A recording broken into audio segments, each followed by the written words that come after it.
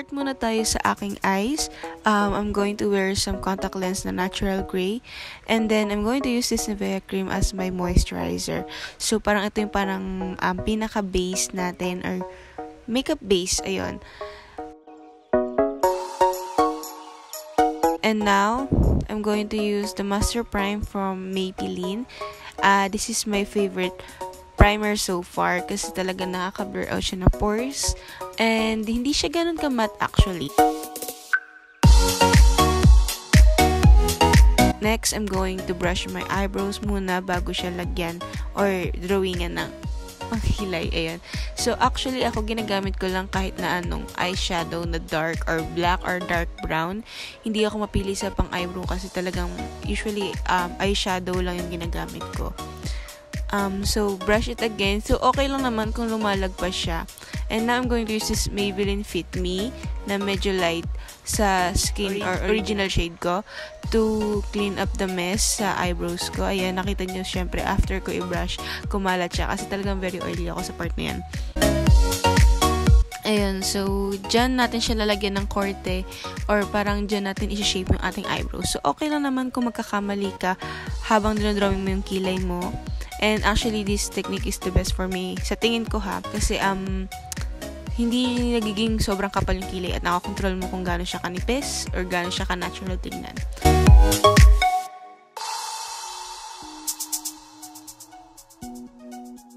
And next, I'm going to use this Maybelline Superstay Foundation in Sun Beige. So, this is my shade talaga. Actually, mukha siyang light sa akin. Medyo acidic ako, kaya later on, medyo magda-dark siya.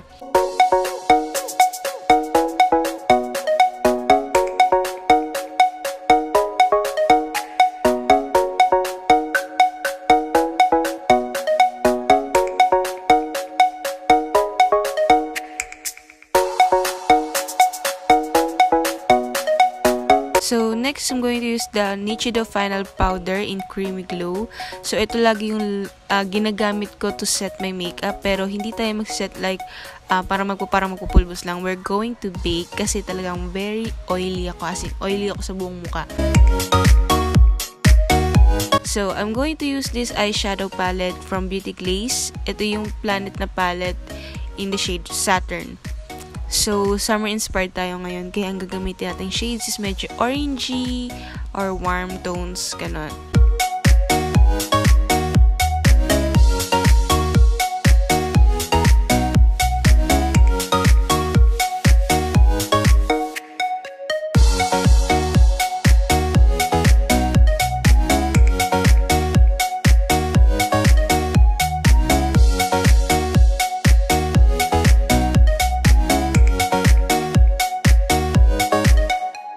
And then again, we're back to the Superstay or yung sa foundation to make a cut crease. So, what I'm going to do is a half cut crease lang.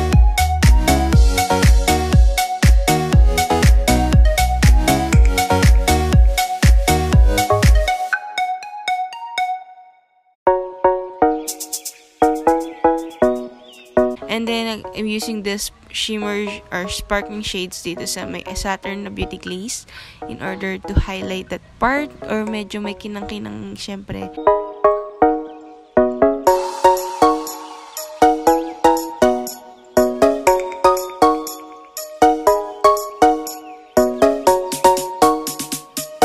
I'm using the eyeliner from Careline. So, ito yung parang 89 or 99 pesos lang ata. Yung polka dots na maliit na lalagyan.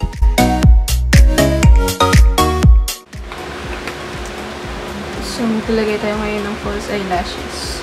So, ang ginawa ko is pinagdugtong ko itong ayan. Nakikita niyo ba yan? Ito yung mga false eyelashes na meron ako. So, ito yung parang pinaka-original na itsura niya. Tapos, ito talaga siya pagka binili. Tapos, pinagpatong ko siya. Ayan, parang ito, basta papatong ko siyang ganyan. Kaya, taging ganyan siya kapal. So, ganun yung ilalagay natin sa ating mata ngayon. Tapos, tsaka tayo maglalagay ng mascara. So, naglagay na ako ng false eyelashes off cam. And now, we're going to buff out the excess powder na nilagay natin kanina to bake our face. So, I'm just using this bluffing brush para mabilis siyang matanggal. And then next, we're going to contour our face using this BH Studio Pro Contour Palette. So, hindi ako masyadong gumagamit ng dark shade or darker shade na pang contour because acidic ako. So, nakikita nyo hindi siya ganun kahalata sa camera. But, meron pa rin siyang shadow na nagagawa for definition.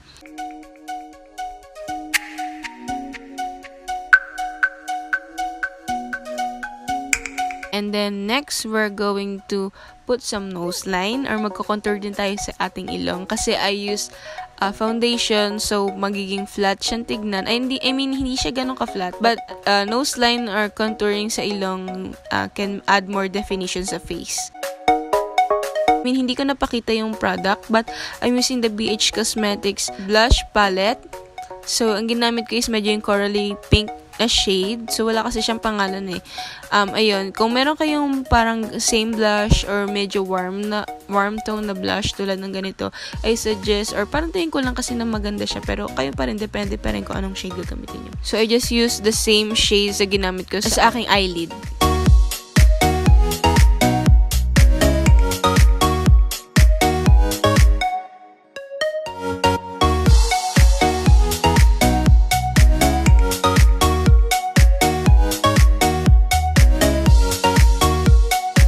And now, again, with the shimmer shades, I just highlighted the inner corners of my eyes. And then, I'm using this NYX Lingerie Liquid Lipstick. So, actually, okay lang naman sa inyo kung anong gusto nyong lipstick na i-partner dito. But for me, I just want to create that Korean gradient look.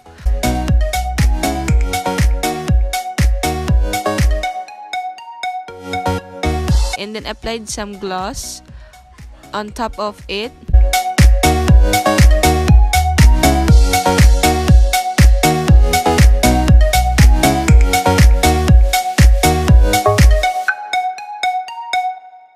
Naglagay ako ng highlight from the metallic palette ng Detail Makeover.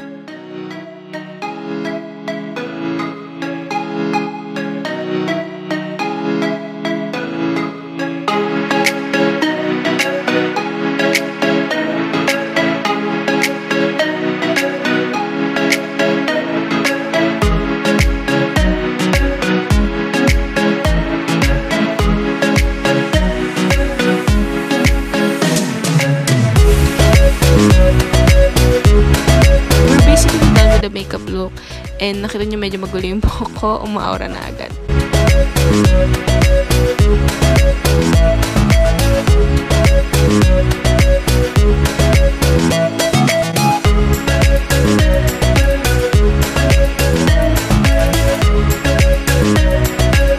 I hope you guys enjoyed this summer inspired makeup tutorial. Again, thank you for watching, and I hope to see you again on my next video. Bye!